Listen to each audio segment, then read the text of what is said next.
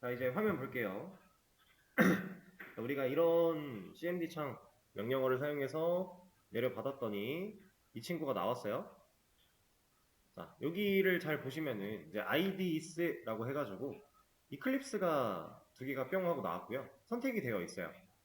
이 롬복이라고 하는 이 친구는 이클립스, 제가 지금 롬복을 실행시킨 이 자리, 제 컴퓨터 안에는 이클립스가 두 개가 이렇게 들어있는데 얘네들은 알아서 잡아줘요. 근데 우리가 지금 쓰고 있는 툴은 뭐예요? STS예요. 그러니까 이클립스 기반으로 만들어진 애지만 결국 다른 툴이에요. 얘는 자동으로 못 잡습니다. 그러니까 여러분들이 지금 사용하고 있는 툴 자체가 이클립스였다면 지금 하는 이 작업을 하지 않아도 롬복이 적용이 될 거예요. 근데 우리가 쓰는 툴이 STS이기 때문에 우리는 얘가 자동으로 잡아주지 않을 거니까 우리가 디펜던시로 롬복을 추가했다고 해도 여기 STS에서는 적용이 안 된다. 그래서 우리는 이걸 적용시키는 작업, 지금 하고 있는 이 작업이 그겁니다. 그래서 여기 로케이션 클릭 한번 해주시고 여기서 본인 STS를 찾아가면 돼요. 저 같은 경우는 C 드라이브에 있기 때문에 여기까지 찾아 들어와요. 본인 거 STS.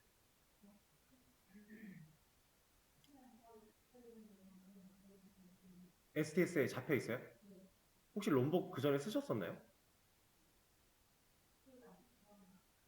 잡혀 있다면 근데 이거 맞아요? 이 버전? 지금 쓰고 있던? 그래요? 그러면 여기 나와 있고 체크도 돼 있는 거죠? 그럼 그냥 둬도 돼요. 그러면 지금처럼 이걸 따라해서 추가를 해도 어차피 바뀌는 게 없을 거예요. 자, 여기 exe 파일까지 골라놓고 셀렉트.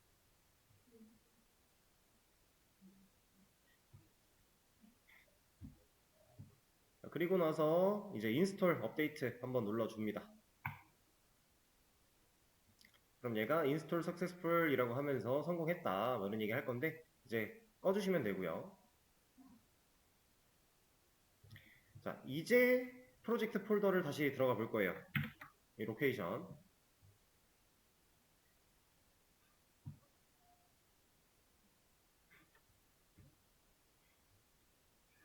여기는 이제 워크스페이스 안쪽인데 워크스페이스 말고 그 SDS 방금 전에 우리가 추가했던 그 실행 파일이 존재하는 곳으로 가보면 여기에 롬복.자르라고 자르라고 하는 애가 생겼을 거예요. 자, 일단 1차적으로 롬복을 디펜던시를 추가하면 그 org 사용자의 .m2 안에 레파지토리 안에 org 안에 프로젝트 롬복 폴더에 이 롬복이라는 애가 생겨날 거고 그걸 사용해서 우리가 STS에 인식시켜주는 이 작업 여기까지가 1차입니다. 자, 그리고 얘는 이제 요거 들어있는 거 확인하면 그냥 끄시면 되고요. 저 친구가 잘 적용이 됐는지 테스트를 한번 해볼 거예요. 테스트를 먼저 하고 얘네들을 설명드리도록 할게요. 일단 이거는 여러분들도 확인을 해야 되니까 따라 하시고 이 src main.java 여기 안에 열어보면 패키지가 이미 들어있는데 이 패키지 안에 열어보면 클래스들이 이미 만들어져 있는 게 두 개가 있어요. 데모 어플리케이션 자바 그리고 서블릿 이니셜라이저라고 하는 애가 있습니다. 자, 얘네들 데모 애플리케이션으로 들어가 볼게요. 뭐 별도로 클래스를 만들어서 테스트를 해도 되지만 그냥 있는 거 가지고 테스트 할 겁니다. 여기 있는 거 이따 설명을 드리도록 하고 이 밑에다가 클래스 아무거나 하나 만들어 볼게요.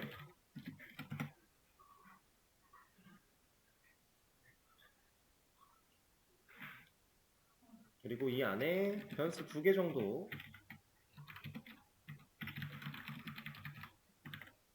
만들고 저장하겠습니다.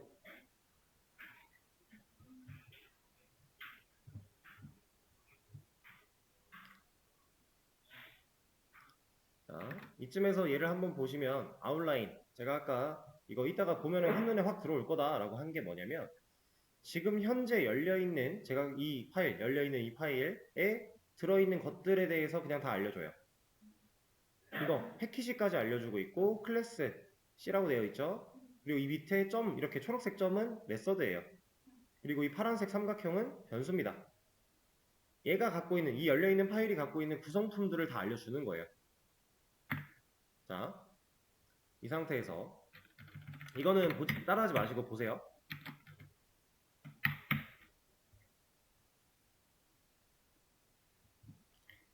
이렇게 얘가 제공하는 단축키들을 활용해서 그냥 getSetter 메서드를 만들어낸 건데, 이랬더니 이쪽에 get과 set 메서드가 생겨났죠.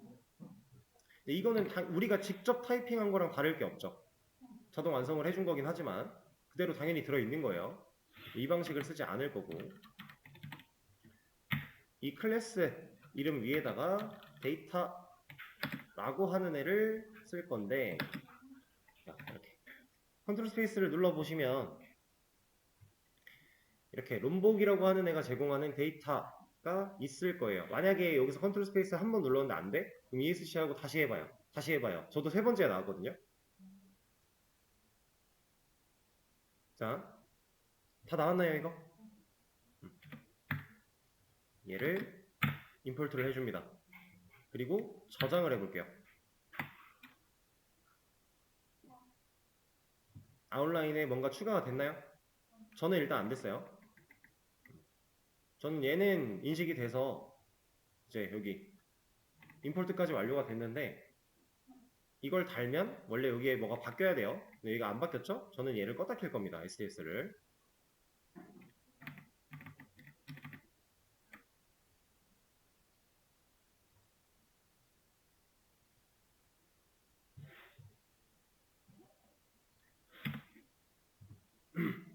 이거는 끌게요. 명령 프롬프트 창.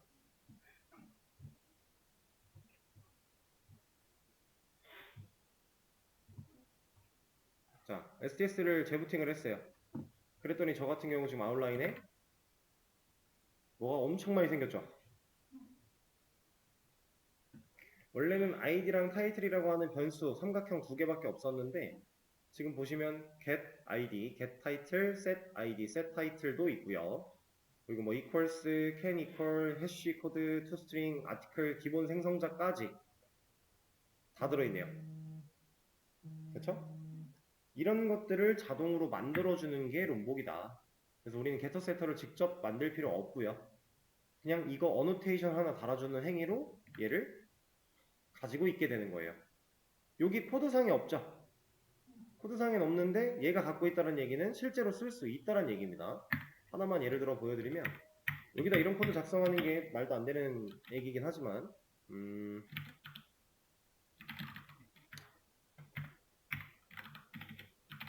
이거는 그냥 보시면 돼요.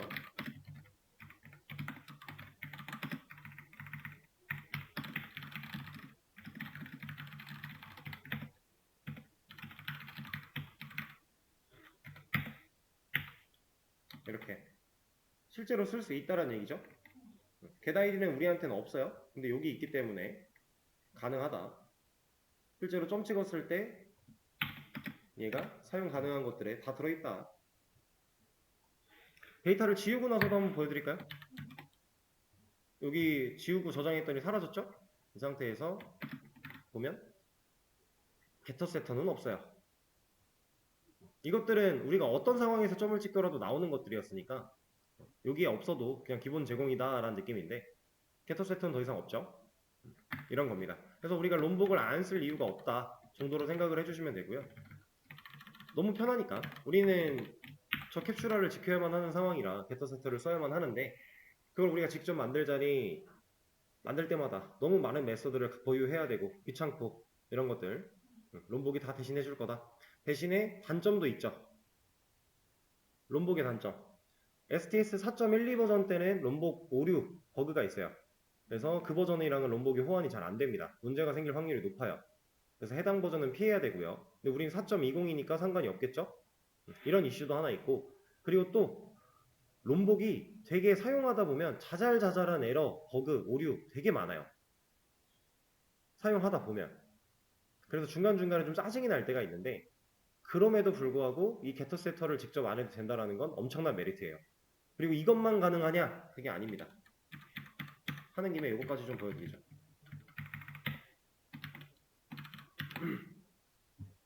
자, 클래스가 기본으로 있고 다른 별도의 생성자가 존재하지 않으면 기본 생성자 하나는 생략되어 있겠네요. 이건 여러분들이 배우신 개념일 거예요. 기본 생성자는 아무것도 없을 때 그냥 생략되어 있다. 근데 뭐 생성자가 기본 생성자는 생략이 되어 있는데 인자를 가지는 생성자가 하나라도 만들어진다면 이런 게 하나라도 만들어진다면 그때부터는 기본 생성자가 생략이 안 돼요. 근데 지금 얘는 이런 생성자 없어 라고 뭐라고 할 거니까 만들어 줄게요.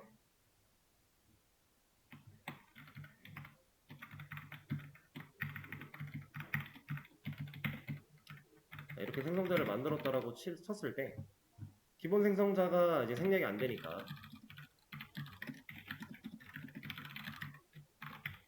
이것도 에러가 날 것이고 해결하려면 얘도 생성자를 따로 만들어야만 해요. 이렇게. 그죠? 우리가 알고 있는 개념. 자, 근데 롬복이라는 걸 쓰면 이걸로 인자가 필요한 생성자를 해결할 수 있고요. 그 다음에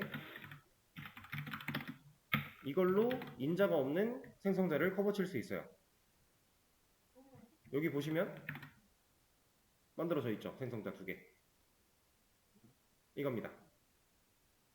그러니까 우리가 보통 이런 생성자 가지고서 하는 일이 아티클이나 멤버 같이 이제 DTO 객체들에다가 이제 생성자를 만들어서 객체가 만들어지자마자 이런 값들을 밖에서 넘겨주는 값들을 가지고 객체가 태어날 수 있게끔 해주는 그런 목적이었잖아요. 보통 아니면은 뭐 DB에서 넘겨온 값을 바로 압축을 풀면서 아티클로 재조립하는 그런 과정을 생성자가 보통 했었는데 그런 거 할 때 우리가 직접 여기다가 생성자 만들고 인자 받는 매개변수 만들고 그 안에서 dis.id는 밖에서 가져온 값 이런 거 안 해도 된다라는 거예요. 자, 얘는 no args 컨스트럭터 인자 없는 생성자를 의미하는 거고 기본 생성자겠죠? 얘는 all argus예요. 인자가 있는 모든 생성자를 커버치는 거죠. 자, 그러면 이런 거 한번 볼게요. 제가 변수 하나를 더 만들겠습니다. 그랬더니 얘는 여기서는 에러가 나고 있고 여기서는 알아서 매개변수가 하나 늘어났어요. 생성자에.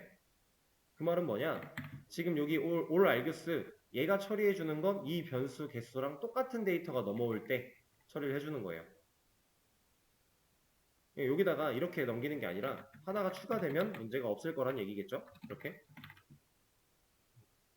그러니까 내가 가지고 있는 이 아티클이라고 하는 이 어노테이션이 달려있는 해당 클래스의 변수들 얘네들 가지고 생성자 안에서 우리가 보통 이거는 중복된다고 뭐라고 할 거기 때문에 빼놓고 보면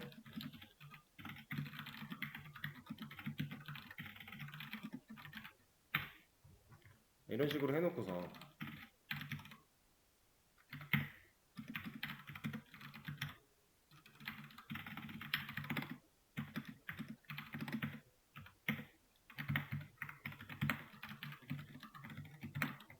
이거 하잖아요. 그쵸?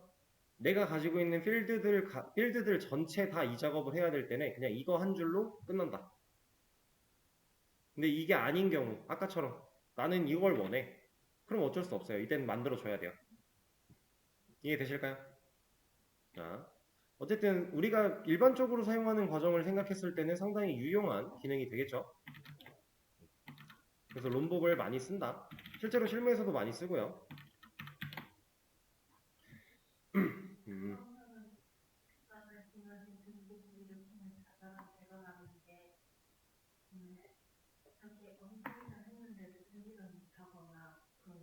아니요, 그것보다는 이게 우리가 아까 처음에 인지가 안 됐던 건 롬복 세팅을 하고 나서 얘가 제대로 적용이 안 된 거예요. 그래서 얘를 재부팅한 거고요.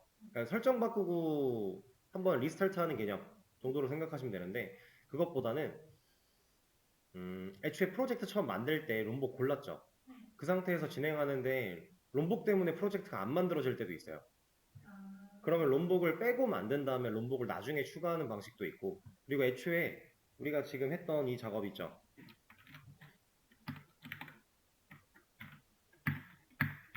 에이, 수고했어. 아이고. 여기다가 자료를 넣기 위해서 인식시켜 주는 거. 그걸 해서 얘를 켜서 진행을 했는데 안 돼요. 껐다 켰는데 안 돼요. 이러면 이 작업 다시 해야 돼요. 여기 있는데도 안 될 수도 있어요. 그럼 얘 적용시키는 거 다시 하고 다시 하고 이러다가 돼? 그럼 그때 쓰면 돼요. 그러니까 이런 짜잘짜잘한 에러들이 좀 많아요. 오류가. 그러니까 쓰다가 뭐 여기서 잘 되던 게 갑자기 안 된다 이런 거는 딱히 없는데 애초에 인식하는 문제 혹은 인식을 하라고 만들어주는 그런 단계에서 문제가 생길 확률이 좀 있고 그런 데에서 우리가 좀 있다. 네, 말씀하세요, 현성님.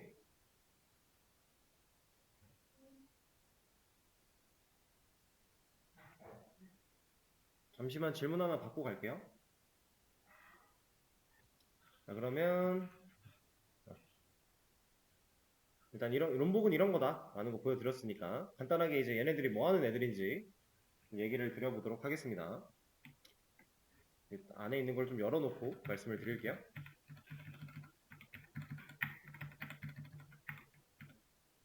이건 뭐 열 필요 없고 이렇게 좀 만들어 놓고 하나하나 좀 보죠. 일단 데모라고 하는 이 이름은 프로젝트 이름이겠죠. 그냥 우리가 생각하는 그 프로젝트, 그동안 봐왔던 똑같은 프로젝트예요.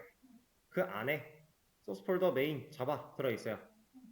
얘는 당연히 자바 코드 파일이 들어가는 곳일 거예요. 당연한 얘기입니다. 애초에 자바라고까지 잡아줬으니까. 근데 이미 패키지는 우리가 프로젝트 만들 때 애초에 설정을 했으니까 만들어진 거 알겠는데, 자, 이 클래스들 도대체 얘네들은 뭐냐 라고 생각하실 수 있어요. 자, 중요한 겁니다. 우리가 방금 전에 데모 어플리케이션 들어가서 밑에다가 작업을 해봤죠. 근데 사실 얘는 뭐가 있어요 지금? 아니요, 이게 뭐예요 지금? 블럭 씌운 이만큼. 이거 메인 메서드예요. 여러분들 자바 프로젝트 만들었을 때 우리가 실제로 실행하는 파일은 메인 메서드였어요. 기억나시나요? 메인 메서드가 없는 애들은 실행이 불가능한 애들이었고요. 얘도 똑같다라는 거예요. 얘가 결국엔 실행이 된다라는 겁니다. 근데 얘가 실행되면 스프링 어플리케이션이라고 하는 클래스에서 안에 들어있는 런이라는 메서드가 실행이 된다라는 거고, 데모 어플리케이션이라고 하는 클래스가 가지고 있는 뭐 이런 것들을 인자로 넘기고 있다라고 하는 건데, 우리가 이 프로젝트 안에다가 코드를 구성을 쫙 해놓으면 이 해당 코드를 실행하는 거는 얘다 이거예요. 이런 느낌이에요. 그래서 얘가 뭘 하는지는 여러분들이 몰라도 전혀 상관이 없거든요. 근데 제일 중요한 건 앞으로 우리가 만들 클래스들 혹은 패키지 구성들, 이 구성은 절대적으로 얘보다 위쪽 위상으로 올라가면 안 돼요. 이게 무슨 말이냐면 제가 클래스 하나를 만들어 볼게요. 이렇게 하겠다.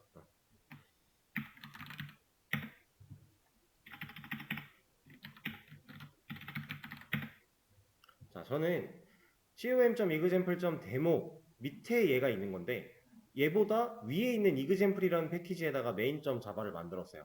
그리고 여기다 코드를 입력을 해요. 근데 얘가 실행되는 거라 그랬죠. 근데 얘보다 위에 있네요. 얘는 못 읽어드려요. 클래스를 이렇게 만들면 안 된다는 얘기예요. 그러니까 얘네들보다 기본으로 있는 얘네들보다 밑에 위상으로 만들어야 된다. 혹은 동일한 위상으로 만들어야 된다라는 개념입니다. 얘네들보다 위로 올라가 버리는 순간 얘는 이제 제대로 읽히지 못하는 코드가 돼버리니까 우리가 아무리 열심히 뭔가를 해봤자 의미가 없는 상황이 되는 거예요. 그래서 패키지를 구성할 때도 항상 이 데모 뒤에 점을 찍고 우리가 패키지를 구성을 할 겁니다. 이 밑으로 쌓이게끔. 지금 이게 플랫 방식이라서 이렇게 나타나고 있는데 이걸로 보면 지금 데모라고 하는 패키지랑 얘랑 위상이 같은 거잖아요. 이러면 안 된다고요.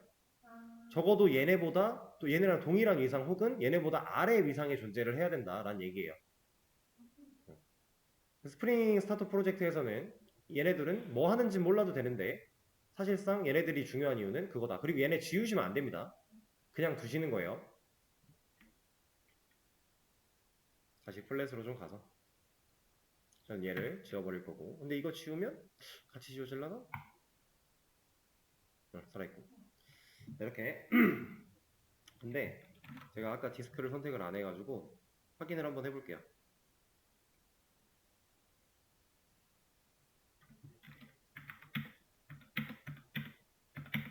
오케이. 일단 얘네들은 그런 의미로 중요하다. 이거 뭐 하는지 몰라도 돼요. 얘네들은 뭐 얘네가 어떻게 동작해, 내부적으로 무슨 일을 해, 이런 건 우리가 알 필요가 없습니다. 우리가 뭐 브라우저가 어떻게 동작을 하길래 우리가 웹서버에 요청을 보낼 수 있는가를 몰라도 되듯이 알아서 만들어져 있는 거니까. 자, 그럼 여기는 이제 자바 코드 파일이 적용될 부분들인 거고, 자, 밑에 있는 얘를 한번 볼까요? src 메인의 리소스래요. 얘는 뭘까요? 네, 맞는 얘기예요. 리소시스라서 리소스 파일 놓는 곳이에요. 근데 리소스 파일이 뭔데요? 자바요? 에? 자원? 자원. 맞는 말이에요. 근데 자원이라고 표현하면 우리가 이해하기가 좀 어렵잖아요. 우리가 지금까지 해봤던 것 중에 알고 있는 자원들은 뭐예요? 뭐 커넥션 컨이라던가 아니면 뭐 스테이트먼트라던가 이런 거밖에 없는데 그거 놓는 곳은 아니겠죠. 이 리소시스라고 하는 거 밑에 있는 폴더를 한번 보세요. 이름이 뭐예요? 스태틱과 템플릿. 스태틱은 뜻이 뭐예요? 정적. 템플릿은 양식이에요, 양식. 자, 정적, 정적 리소스, 정적 자원을 저장할 공간이래요. 정적 자원이 뭐예요? 움직이지 않는 자원. 하나씩 하나씩 지금 풀어나가고 있는 겁니다. 움직이지 않는 자원은 뭐가 있을까요? 변하지 않는 자원. 이미지 같은 거. 우리가 프로젝트에서 꼭 필요한 이미지들이나 뭔가 이런 이미지 말고는 얘가 떠오르는 게 없는데 그냥 이미지 갖고 얘기를 할게요. 이미지 같은 거는 변할 필요가 없죠. 그냥 내가 원하는 위치에 이미지를 쓸 거야 라고 불러놓으면 얘는 그냥 그 자리에 있으면 되는 거잖아요. 그렇죠? 그런 파일들 보관하는 곳이에요. 실제로 우리가 스태틱 이 폴더 안에다가 뭔가를 저장을 할 거고요. 이 안에 있는 거를 불러오는 것도 해볼 겁니다. 근데 물론 이제 프로젝트에 사용되는 모든 이미지 같은 것들을 여기다 다 넣어놓진 않아요. 왜 그런 거냐면 만약에 여기에 사용되는 이미지나 아니면 영상 파일 같은 거 이런 것들도 다 가능한 건데 이런 파일들이 되게 많대요. 용량이 막 몇 기가 된대요. 그만한 것들을 이 폴더에 다 보관을 해버리면 프로젝트가 그만큼 무거워지는 거거든요. 그럼 결국 손해겠죠. 그래서 실제로 간단한 거, 뭐 메인 페이지를 구성할 때 필요한 로고 이미지라던가 아니면 뭐 그냥 반복적으로 사용되는 기본 이미지 같은 거 이런 것들은 여기다 보관을 해서 불러와도 되는데 그게 아닌 뭐 예를 들어 하나의 게시판, 자료실 같은 게시판이 있는데 그 자료실에 뭐 자료들이 되게 많이 들어가야 되고 이런 상황, 파일이 실제로 많이 필요한 상황, 새로 추가되는 글이 있다가 아니라 기존에 있는 글 자체가 좀 많은 것들을 갖고 있어야 되는 그런 상황은 프로젝트에 직접 보관하지 않고요. 파일 서버를 따로 만들어서 파일 서버에 물리적인 파일들을 저장해 놓고 그 경로를 빨아올 수 있게끔 DB로 세팅을 해요. 웹 개발에서는 그런 식으로 보통 일을 합니다. 근데 우리 같은 경우는 지금 파일 서버를 구축할 필요는 당연히 없겠죠. 그래서 그냥 이 스태틱 안에다가 넣어보고 실행을 해볼 건데 여러분들이 이제 실무에 나가면 그런 경험도 할 수 있다. 이런 것들 하나쯤은 알고 계시면 좋아요.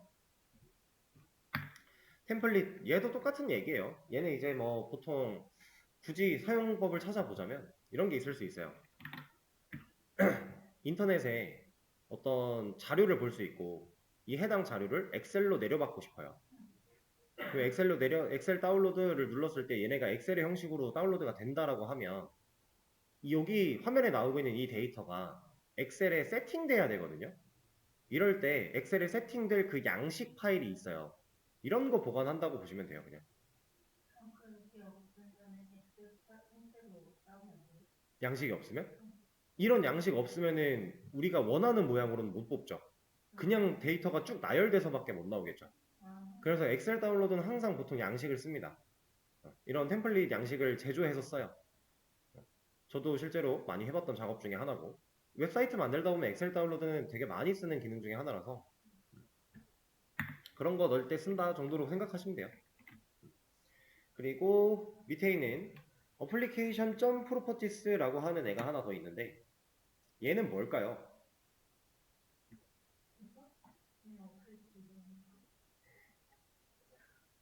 프로퍼티스가 뭐예요? 우리가 아까 프로젝트 클릭하고 Alt 엔터 누르면 그 프로젝트의 프로퍼티스 여는 거거든요. 그냥 쉽게 생각하면 설정 창 정도로 생각하면 돼요. 뭐 프리퍼런시스, 뭐 프로퍼티스 이런 거 다 결국에는 그냥 설정 정도다라고 생각하면 되는데 어플리케이션 점 프로퍼티스라는 건 이 어플리케이션에 대한 설정이다라는 얘기예요. 그래서 실제로 이 친구는 어떤 역할을 할 거냐면 이거 들어가 보면 아무것도 없어요. 얘는 우리 프로젝트 내에서 내가 하고자 했던 세팅, 정해놓고 싶은 값 이런 것들을 설정하는 그 설정 파일이 될 거예요. 우리가 바로 엊그저께 정도에 config라고 하는 클래스를 하나 만들어서 DB 접속 정보 저장해놨죠. 그런 거 이제 여기다 저장하면 돼요. 그러면 여기에 저장되어 있는 내용을 우리가 이 프로젝트 내에 있는 뭐 자바 클래스 파일이라던가 이런 데에서 특별한 문구를 사용하면 그냥 다 갖다 쓸 수 있어요. 저장되어 있는 값을. 그래서 이런 설정들의 집합체다라고 보시면 되고, 근데 사실 우리는 프로퍼티스라고 하는 이게 점 찍히고 프로퍼티스니까 확장자의 개념이거든요. 우리는 이 확장자를 쓰진 않을 거예요.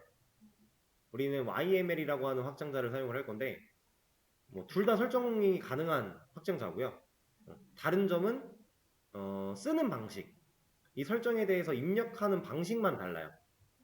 그리고 그 방식이 다르다 보니까 당연히 안에 들어가는 문구도 살짝 달라질 수 있는 거고, 근데 결국 동일한 설정을 할 수 있는 설정 파일이다 라고 보시면 됩니다.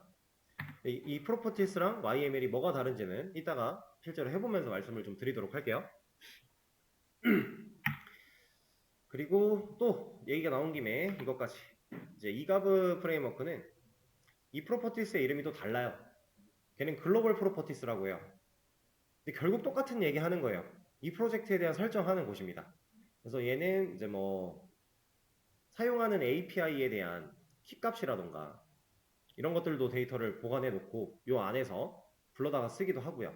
아니면 DB 접속 정보, 당연히 얘네가 보관해야 되는 정보가 맞고요. 그리고 또 뭐가 있을까? 주로 쓰는 게 그냥 뭐 이런 것들이 있습니다. 해서 문법상 정의되어 있는 설정을 할 수도 있고요. 아니면 내가 원하는 변수를 만들어 놓고 값을 저장하고 있게 할 수도 있어요. 그런 것도 다 돼요. 그래서 상당히 유용하게 사용될 설정 파일이다 라고 보시면 되고, 이 테스트라고 하는 이 친구는 지금 보면은 색깔이 좀 이렇게 어둡잖아요. 그쵸? 얘는 좀 어두운 건데 이렇게 얘랑 지금 좀 다르죠? 얘는 실제로 코드가 우리가 뭐 실행을 시켰다, 웹 브라우저에서 띄웠다 했을 때 얘는 실행되는 코드는 아니에요. 얘는 별도로 실행하는 코드입니다. 얘는 이제 테스트 유닛이라고 해가지고 우리가 코드를 작성을 해요. 근데 얘를 브라우저에 띄워보기 전에 이 코드 자체가 문제가 있나 없나를 얘로 간단하게 테스트해보는 거예요. 그러니까 우리가 직접 만든 코드는 브라우저의 화면을 그려야 돼 라는 상황이라면 이거랑 동일한 기능을 할 수 있는 걸 뽑아놓고 이 메서드에 문제가 없으면 콘솔에 뭐 하나 출력해보는, 이런 식으로 테스트해볼 수 있는 그런 파일들 저장하는 폴더입니다. 근데 이게 옛날에는 상당히 중요한 역할을 했어요. 그래서 이거를 잘 해야 개발자들이, 이제 신입 개발자들이 욕을 안 먹는다 이런 얘기를 했었는데 요즘에는 이걸 안 해요. 아예 애초에 얘를 안 거치고요. 그냥 이제 프로젝트가 끝나갈 때쯤에 테스트 케이스라고 하는 산출물을 작성을 해서 실제 코드 가지고 그냥 검사 때려버립니다. 왜냐면 이것까지 하기에 시간이 너무 촉박하니까 안 해요. 이게 안 한 지가 좀 오래됐어요. 되게 옛날에는 이걸 해가지고 여기서 문제가 없을 때에만 실제 코드에 반영하고 이런 식으로 작업을 많이 했었는데, 아주 옛날에. 근데 요즘에는 이런 거 안 한다. 그냥 이걸로 끝내버린다. 그래서 얘는 열 필요가 없어요. 테스트. 그리고 메이븐 디펜던시스는 우리가 사용하는 그 메이븐 안에서 의존성 주입받은 애들이 다 나와 있는 거예요. 그냥 이거랑 똑같은 거예요. JRE 시스템 라이브러리랑 비슷한 거. 그런 느낌이라고 보시면 되고, 그 다음에 이 밑에 타겟이라고 하는 거 두 개 들어있죠?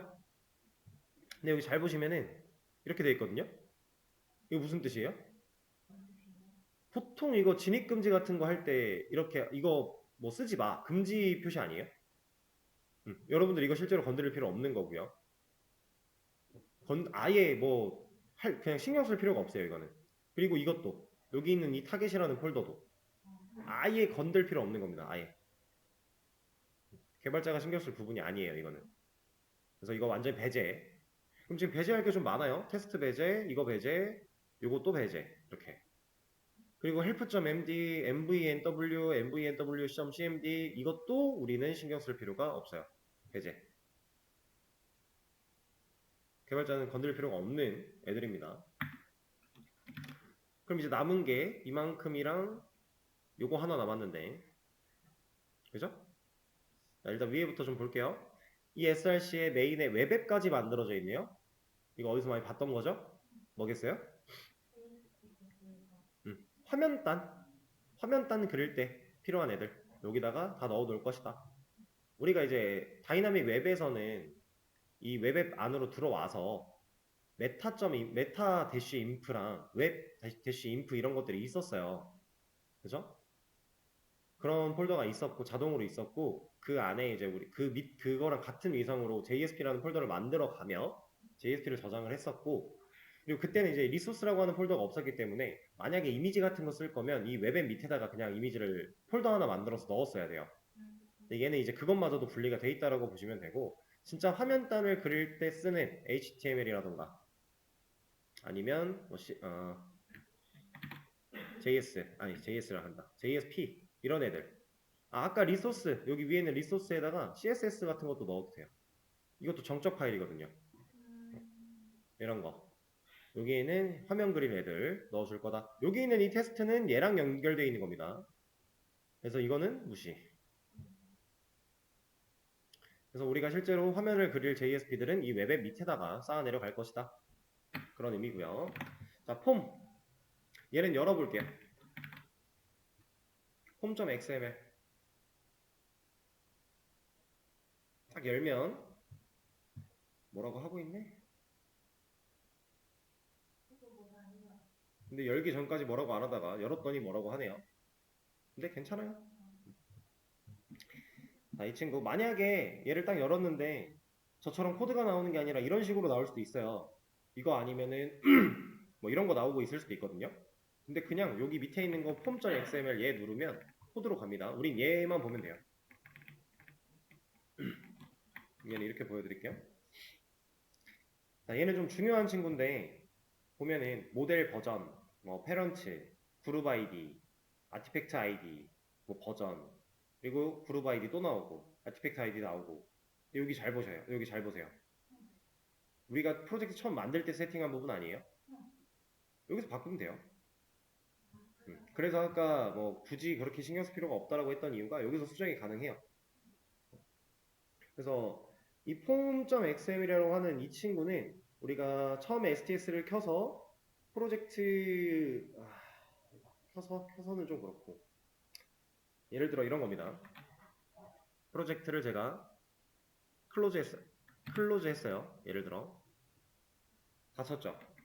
이 친구를 열면 자동으로 한번 이 프로젝트에 필요한 구성품들을 리빌딩을 하거든요. 그러니까 리빌딩을 한다라는 거는 이 안에 필요한 내용물들이나 이런 기본적으로 필요한 베이스들을 재건축한다는 느낌인데, 이 재건축을 하는 과정에서 폼.xml에 들어있는 애들을 필요한 건 설치하고 그러니까 필요한 데 있는 거는 그냥 인식하고 이런 작업들을 한다라는 거예요. 그러니까 우리가 디펜던시가 아까 롬복이라는 걸 추가했기 때문에 이 안에 다 들어있어요. 여기 보면 롬복이 있죠. 우리가 추가한 디펜던시는 다 이렇게 들어오는 건데, 이 친구들을 이제 이 폼.xml을 한번 읽어드리면서 필요한 거 있어? 필요한 거 없어? 이런 식으로 따져가면서 한다. 그걸 할 때 중요한 폼. 그러니까 전반적인 프로젝트에 필요한 구성품을 관리하는 파일이에요. 그래서 여기 보시면은 여기 이제 dependenties라고 되어 있고요. 이 밑에 dependency 열리고 닫히고 또 열리고 닫히고. 얘는 당연히 복수의 개념인 거고 얘는 단수들의 개념이니까 여러 개를 묶어서 보관을 한다는 거죠. 우리가 받은 건 롬복밖에 없어요. 근데 여기 디펜던시가 좀 많네요. 롬복을 이거는 우리가 설치를 한 거고 해달라고 한 거고, 나머지 세 개는 기본으로 필요한 거예요. 이 스프링 스타터 프로젝트라는 애가 만들어지고 돌기 위해서 기본으로 필요한 애들이라고 보시면 됩니다. 그래서 우리가 아까 전에 메이블 레파지토리에서 이거 하나 볼까요? 버전 고르고 들어간 다음에 메이븐 이 부분에 이제 디펜던시라는 게 있었잖아요. 앞으로 여러분들이 뭔가 필요해서 여기 와서 찾았다. 그러면 이걸 복사에다가 우리 form.xml 이 안에 이렇게 넣어주면 되는 거예요. 이런 식으로. 그리고 저장하면 얘가 내려받아요. 지금 우측 하단에 있었는데, 근데 저 같은 경우는 지금 똑같은 게 두 개이기 때문에 당연히 중복됐을 겁니다. 그래서 이런 식으로 여기다가 그냥 넣어주면 알아서 내려받아 준다. 우리가 자르 파일을 실제로 다운로드를 받아서 lib 폴더에 붙여넣기를 해서 add build pass를 해서 할 필요가 없다. 그렇게 안 쓴다 이거예요. 그리고 얘는 할 얘기가 좀 많은데 간단하게만, 제가 그 수업을 진행하면서 웹 개발은 사실 만드는 기능들이 뻔하다라는 얘기를 간간히 한 번씩은 했던 것 같은데, 우리가 그동안 만들어왔던 기능들도 당연히 이제 계속 이어질 거고 반복하고 있는 상황이다, 뭐 이런 얘기를 했죠. 만들 기능이 뻔하다라는 건 필요한 것들도 뻔하다라는 거예요. 그 말인즉슨 뭐냐, 우리가 폼이라고 하는 애를 한 프로젝트에서 만들어 놓으면요, 다른 프로젝트도 이거 가져다 쓰면 웬간한 건 다 똑같다라는 거예요. 그러니까 실제로 회사에서 일을 하실 때에는 회사에서 진행했던 프로젝트에서 사용한 폼, 이거를 복사해서 붙여넣기 합니다. 새 프로젝트를 만들 때. 근데 물론 그냥 붙여넣기를 다 때려버리면 이런 거 다 넘어갈 거니까 디펜던시를 복사 붙여넣기 한다는 얘기예요. 근데 그 안에서도 주의해야 될 건 뭐냐면, 제가 실제로 겪었던 일인데, 디펜던시가 이제 복사 붙여넣기를 했어요. 근데 프로젝트 양이 크면 클수록 당연히 얘는 많아요. 받아야 될 게. 그럼 이 안에 있는 것들을 제가 다 모르겠죠. 내가 넣은 것도 있을 거고 다른 사람이 넣은 것도 있을 거니까 다 몰라요. 근데 저는 제가 어떤 기능을 만들 때 이게 필요하겠구나 싶어서 디펜던시를 추가하고 진행을 했어요. 하다 보니까 분명히 난 추가를 했는데 인식을 못하는 거예요. 그래서 왜 그러지? 왜 그러지? 하고 고민을 쫙 해보고 막 구글링도 해보고 찾다 보니까 이 폼 안에 이미 있었어요. 제가 추가하려고 했던 디펜던시가 저 버전으로 이미 들어가 있던 거예요. 근데 저는 그 버전으로 또 넣은 거죠. 둘이 충돌해버린 거예요. 그러니까 될 것도 안 되고 넣은 것도 안 되고 그냥 안 됐던 겁니다. 그래서 우리가 주의해야 되는 건 이 안에 뭐 있는지 다 알 필요는 없지만 적어도 내가 뭔가를 추가할 거면 안에 있나 없나 정도는 한번 확인하고 해야 된다라는 거예요. 안 그러면 충돌나기 시작하면 꼬일 거니까. 그냥 내가 필요해? 무작정 때려 박아. 이 느낌은 아니라는 거예요. 그래서 제가 이제 경험하면서 느꼈던 팁 중에 하나는, 뭔가 필요해요. 근데 이거 필요하다고 해서 얘를 먼저 넣지 말고 일단 해보는 거예요. 근데 얘가 인식을 못하네? 없네? 이런 거? 그럼 그때 가서 찾아보고 추가하면 되죠. 만약에 있었다면 인식하고 뭔가 기능이 됐을 거니까. 저는 나중에는 그렇게 했었습니다. 아무튼 여기가 우리가 수업 진행하면서는 막 엄청 쌓이진 않겠지만 실제로는 여기가 상당히 방대한 양이 들어가기 때문에 잘 판단해야 된다. 그 정도. 그리고 이 에러 나고 있는 거는 일단은 그냥 둬도 돼요. 어차피 이 프로젝트를 지울 거라서. 그래서 전반적으로 프로젝트 구성에 대해서 한번 쭉 알아봤고, 이제는 진짜로 클래스 파일 만들어서 얘 지웠다가 다시 하나 만들어내고 클래스 파일 만들어서 뭔가 하는 것까지 한번 해보도록 하죠. 일단 쉬는 시간을 좀 가졌다가 5분에 이어서 하도록 할게요.